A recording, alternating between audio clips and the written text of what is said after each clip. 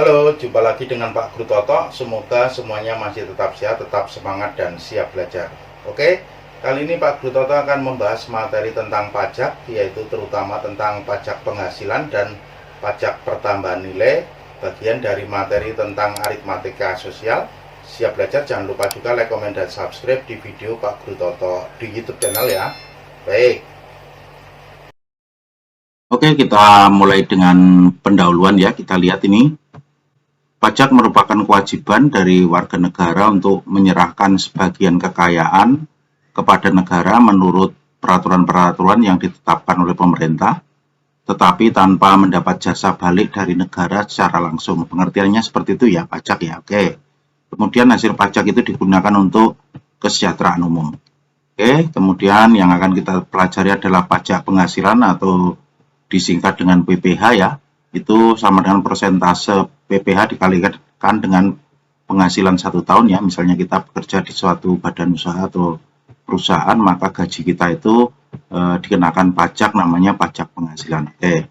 Kemudian pajak pertambahan nilai atau PPN itu biasanya kalau kita beli barang misalnya di toko, barang elektronik atau yang lainnya ya, itu adalah sama dengan persentase PPN dikalikan dengan harga barang, itu adalah pajak pertambahan nilai. Oke, lanjut. Lanjut ke contoh yang pertama ya. Amir mendapat penghasilan Rp2.400.000 dan penghasilan tidak kena pajaknya adalah Rp600.000. Jika pajak penghasilan atau PPh-nya itu 15%, maka tentukan penghasilan yang diterima oleh Amir ya. Kita lihat penyelesaiannya ini. Besar penghasilan yang kena pajak itu tadi ini dikurangi dengan 600.000 yang tidak kena pajak ya, adalah Rp1.800.000 ini. Kemudian besarnya pajak itu 15% dikalikan dengan penghasilan kena pajak yang ini ya.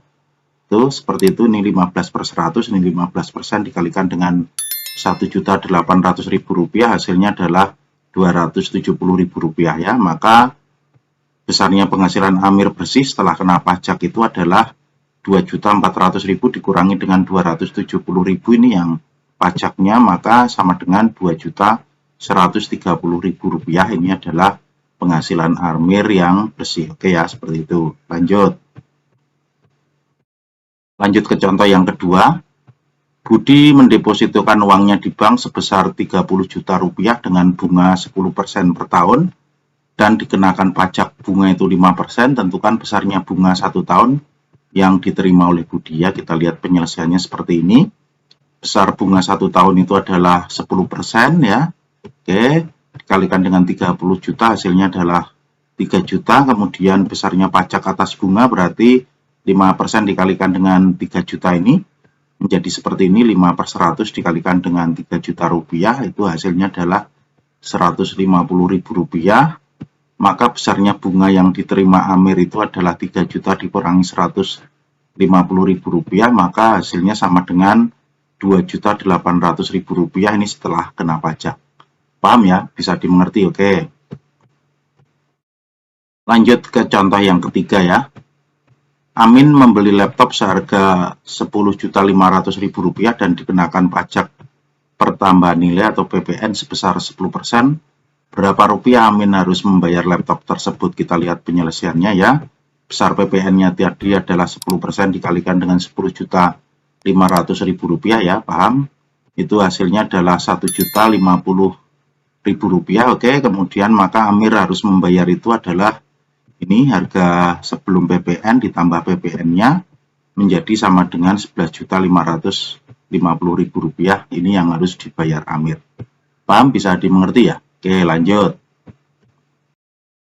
Oke, sekarang kita lanjut ke contoh yang keempat ya, supaya lebih jelas ya. Kita lihat ini. Seorang pengusaha membeli mobil dengan harga Rp400 juta dan dikenakan pajak penjualan atau PPN itu 20%, tetapi mendapat diskon 5% ya dari dealernya. Tentukan jumlah uang yang dibayarkan ya. Kita lihat penyelesaiannya. Besarnya PPN itu adalah 20% dikalikan dengan Rp400 juta ini. Itu adalah Rp80 juta. Kemudian besarnya diskon itu 5%. 5% dikalikan dengan harga mobil Rp400 juta ya. Oke, sama dengan 20 juta rupiah, kemudian jumlah yang harus dibayarkan adalah ini ya, 400 juta rupiah ditambah dengan ini pajaknya PPN 80 juta rupiah, kemudian dikurangi diskon 20 juta rupiah, maka yang harus dibayar sebesar 460 juta rupiah. Ini yang harus dibayar ke dealernya. Oke, paham? Bisa dimengerti ya? Baik. Itu saja yang bisa Pak Guru Toto jelaskan pada pertemuan kali ini. Semoga menjadi jelas dan juga bermanfaat. Jangan lupa juga like, komen, dan subscribe di video Pak Guru Toto di YouTube channel. Sampai ketemu lagi di video Pak Guru Toto berikutnya. Oke, thank you.